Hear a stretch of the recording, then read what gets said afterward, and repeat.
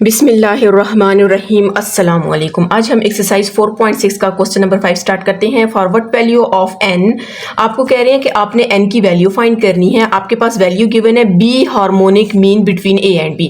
In a and b के दरमियान harmonic mean है। ठीक है, इस तरह का क्वेश्चन आपके पास जो है वो अर्थमेटिक मीन का भी है, हार्मोनिक मीन का भी है और ज्योमेट्रिक मीन का भी है। ठीक है, हर एक्सरसाइज में मेरे हाल में 3 इस तरह के क्वेश्चन है, तीसरा ये वाला, 2 हम पहले पढ़ चुके हैं। अब सबसे पहले तो आपको कह रहे हैं आपके पास एक वैल्यू गिवन है। ठीक है, हम इस वैल्यू को लिख लेते हैं। आपके पास क्या है, a n plus 1 plus b n plus 1 divided by a power n plus b power n। अब आपको कह रहे हैं कि ये किसकी इक्वल है, हार्मोनिक मीन की इक्वल है। ठीक है, अब आपको हार्मोनिक मीन का फार्मूला आना चाहिए। ठीक है, हम पहले पढ़ चुके हैं, तो हम यहाँ पर क्या करते हैं, h जो हार्मोनिक मीन है इसकी जगह वैल्यू पुट कर देते हैं। तो हार्मोनिक मीन आपके पास किसकी इक्वल होता है, 2ab divided by a plus b की इक्वल होता है।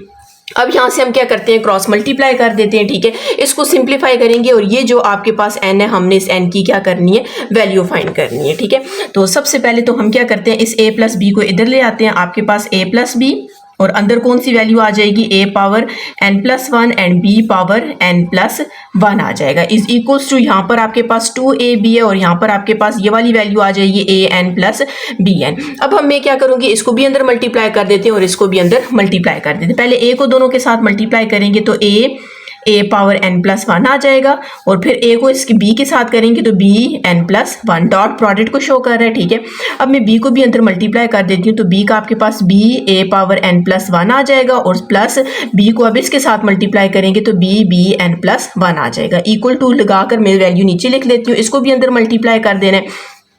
2ab को an के साथ मल्टीप्लाई करना है, फिर प्लस 2ab को फिर आपने bn के साथ मल्टीप्लाई कर देना है। यहाँ से हमने क्या किया, मल्टीप्लाई कर लिए।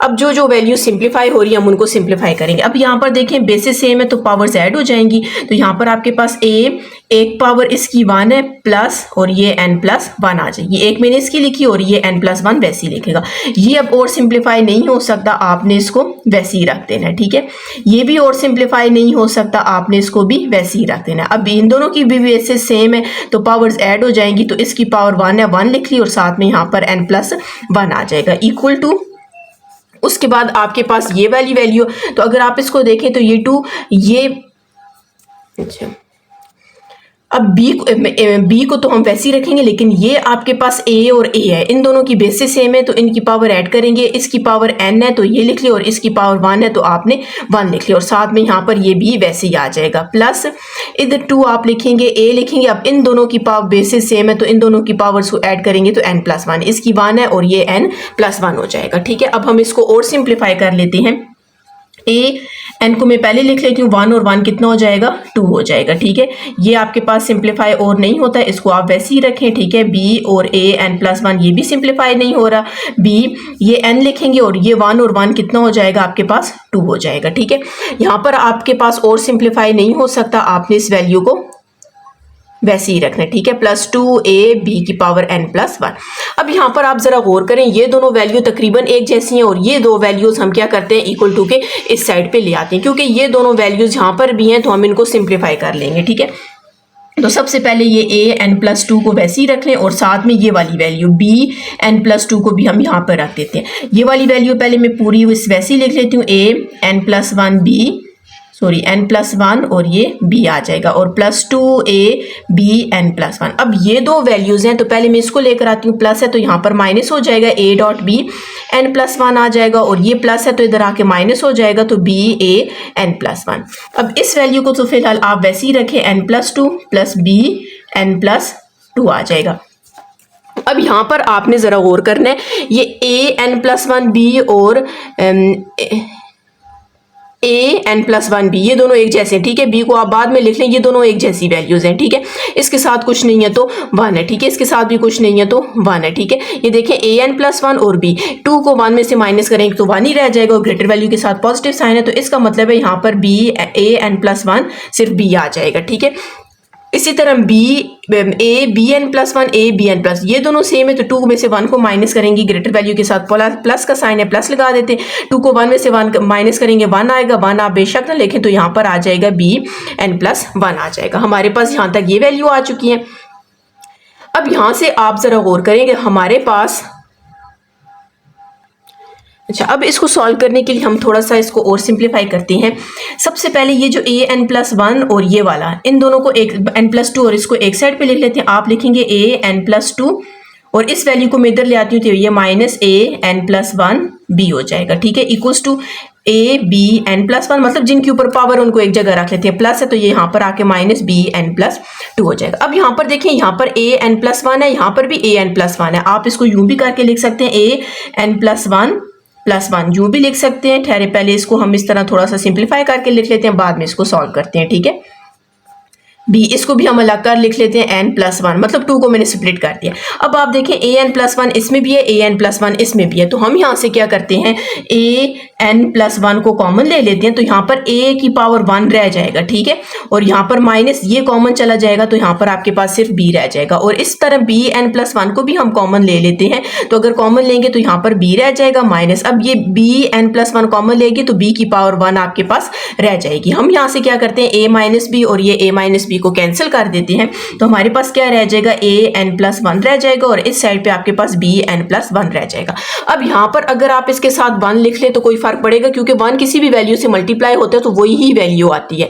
तो अब आपने क्या करना है, ये वैल्यू इसके साथ मल्टीप्लाई हो रही है, तो हमने क्या करना है, इक्वल टू के इस साइड पे लेकर आना है और इसको डिवाइड कर देना है, और यहाँ पर आपके पास क्या रह जाएगा, 1 रह जाएगा। अब जाहिर है हम लोगों ने जो n की वैल्यू फाइंड करनी है, तो अगर आप देख सकते हैं दोनों की पावर जो है n+1 है, तो हम क्या करते हैं, इसको होल पावर में ले लेते हैं, n+1 इज इक्वल्स टू और 1। अब यहाँ पर आपने, बल्कि यहाँ पर 1 को अभी हम यही से सिंपलीफाई करते हैं। अब आपके पास यहाँ पर बेस में a/b है, तो इधर भी a/b होना चाहिए। अगर हम a/b की पावर 0 लें, तो आपको पता है कि किसी भी वैल्यू की पावर 0 तो वो 1 की इक्वल होती है। तो मैंने क्या किया, 1 की जगह क्या लिख लिया, a/b की होल पावर क्या लिखती है, 0 लिखती है, ठीक है। अच्छा, अब आप देख सकते हैं बेसिस सेम हो गया, तो पावर्स को हम इक्वल कर सकते हैं, तो n+1 किसकी इक्वल आ जाएगा, 0 की इक्वल आ जाएगा। तो हमें n की वैल्यू चाहिए, ये +1 है तो इस साइड पे आकर क्या हो जाएगा, माइनस हो जाएगा। तो हमें क्वेश्चन में यही कहा गया था कि आपने क्या फाइंड करनी है, n की वैल्यू फाइंड करनी है। जी स्टूडेंट्स, अगर आपने मेरा चैनल सब्सक्राइब नहीं किया, काइंडली सब्सक्राइब कर दो, साथ ही बेल आइकन पर क्लिक कर दे ताकि हर आने वाली न्यू वीडियो आप तक पहुंच सके। अब हम इसका क्वेश्चन नंबर 6 स्टार्ट करते हैं।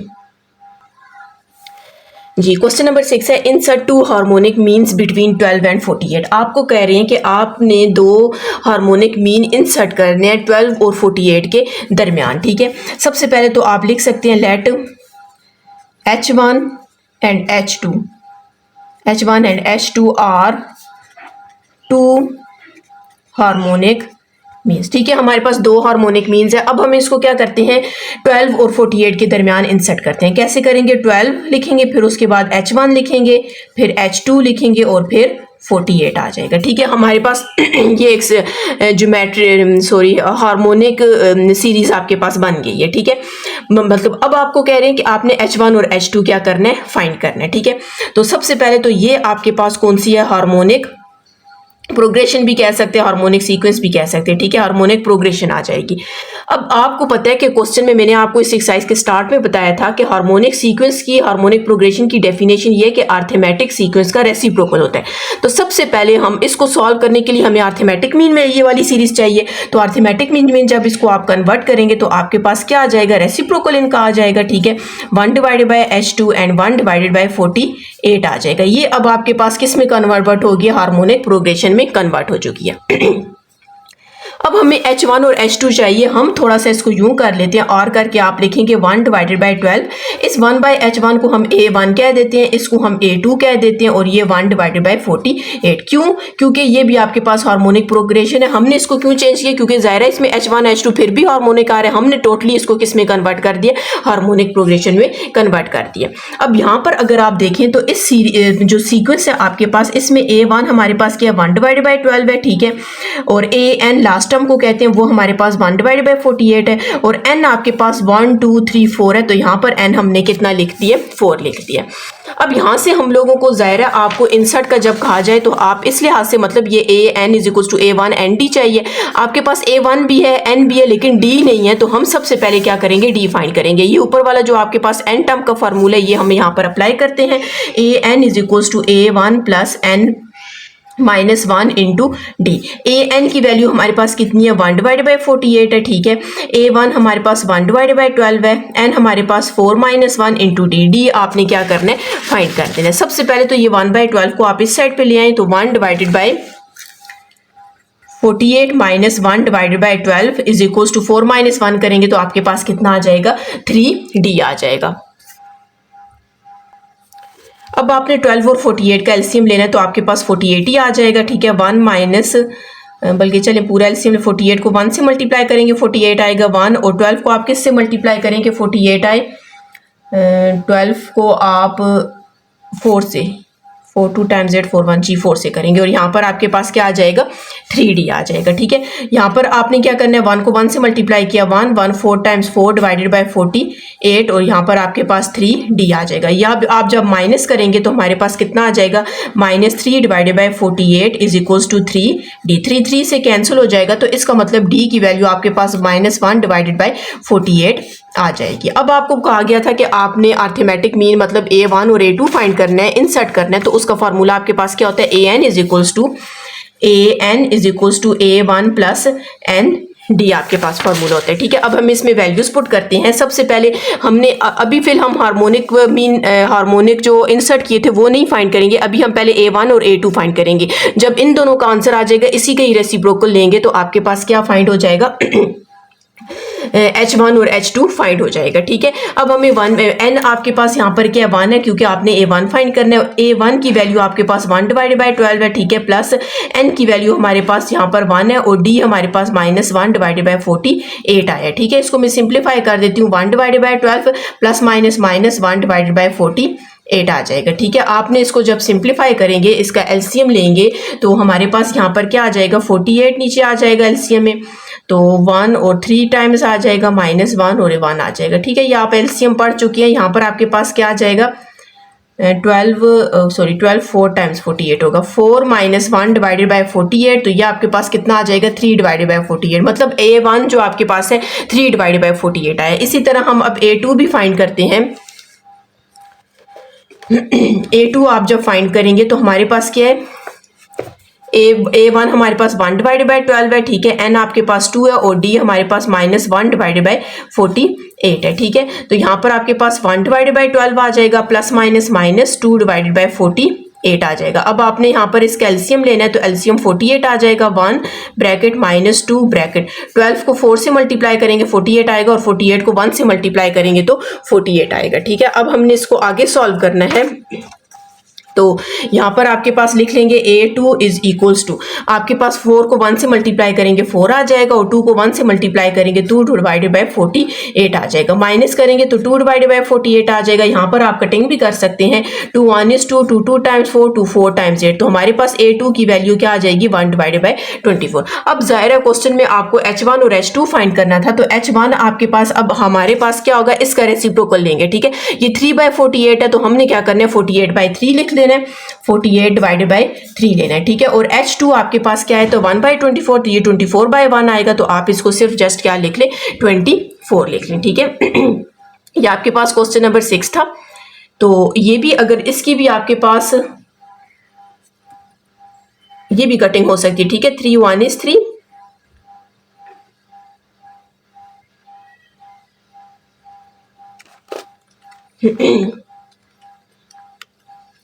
ये 16 से 3 6 टाइम्स 18 हमारे पास H1 की वैल्यू आपके पास 16 आ जाएगी, ठीक है। और H2 की वैल्यू हमारे पास कितनी आ जाएगी 24, ठीक है। इसकी मैंने कटिंग नहीं की, आप इसकी कटिंग कर लें तो आपके पास इसका 16 और 24 आंसर आ जाएगा, ठीक है। अब हम इसके बाद नेक्स्ट वीडियो में क्वेश्चन नंबर 7 स्टार्ट करेंगे इंशाल्लाह।